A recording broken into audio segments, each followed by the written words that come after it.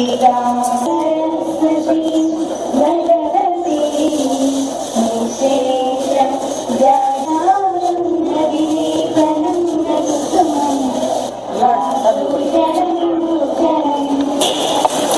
వివేకానంద ఎంత గొప్పవాడు అని చెప్పడానికి ఒకటే ఒక ఉదాహరణ.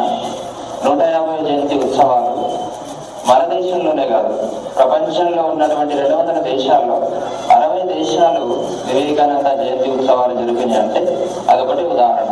ఏ భారతీయుడి కూడా, ప్రపంచంలో ఏ వ్యక్తిది కూడా అంత బ్రహ్మాండంగా 60 దేశాల ఉత్సవాలు జరిపినటువంటి ఘనత లేదు. అది కేవలం వివేకానందకు మాత్రమే దక్కుతుంది. ఇక్కడ ఉన్నటువంటి వాళ్ళు అందరు విద్యావేత్తలు కాబట్టి వాళ్ళకి సంబంధించి ఒక విషయం చెప్తా. జంషెడ్జీ టాటా పడవలో వెళ్తుంటే అదే పడవలో స్వామి వివేకానంద ఎదురుగా ఉన్నారు. పరిచయం చేసుకొని, మీరు ఎవరు అంటే నేను అని చెప్పేసి ఇద్దరు పరిచయం చేసుకొని, జంషెడ్జీ టాటా గారి ఎక్కడికి వెళ్తున్నారని వివేకానంద అడిగినప్పుడు, నేను జర్మనీ వెళ్తున్నానండి, అక్కడ ఒక ఐఐటి ఇన్స్టిట్యూషన్ స్థాపిద్దామని అంటారు. అప్పుడు వివేకానంద చెప్తారు, వాడు మన భారతదేశంలో మేధావులు లేరా, భారతదేశంలో తెలివినటువంటి విద్యార్థులు లేరా, ఎందుకంటే మీరు జర్మనీకి వెళ్ళడం, భారతదేశంలో ఆ ఇన్స్టిట్యూషన్ స్థాపించండి అని చెప్తారు.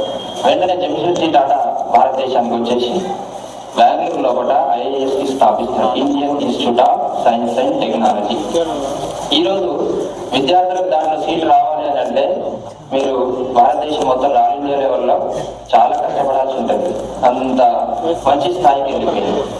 అంటే ఈరోజు విద్యా వ్యవస్థ కూడా విద్యార్థుల్ని కూడా తీర్చిదిద్దడానికి ప్రధాన కారకుడు స్వామి వివేకానంద.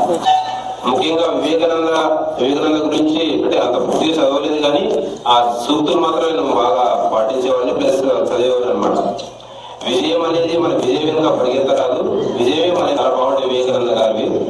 అదేవిధంగా అంటే మీకు ఇప్పుడు జీవిత చరిత్ర చదివినప్పుడు అంత అర్థం కాదేమో, కానీ ఈ సూక్తులు ఆచరిస్తే లైఫ్ లో ఈజీగా సక్సెస్ కావచ్చు.